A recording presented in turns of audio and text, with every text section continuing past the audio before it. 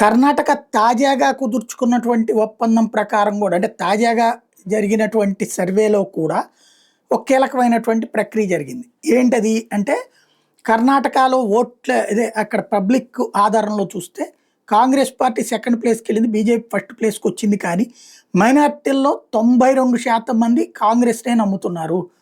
అదే సమయంలో హిందువుల్లో కూడా 35% మంది కాంగ్రెస్‌ని నమ్ముతున్నారు. కులం ప్రాతిపదికన కాంగ్రెస్‌కి ఓట్లేస్తామంటున్నారు అన్నటువంటి తేలింది కదా!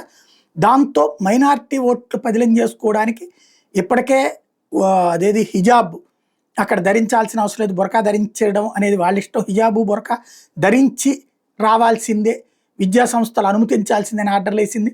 అట్లాగే అక్కడ మత కలహాలు జరిగినటువంటి సందర్భంలో హిందువుల్ని అరెస్ట్ చేసి వాళ్ళని మానసికంగా సంతృప్తిపరిచింది.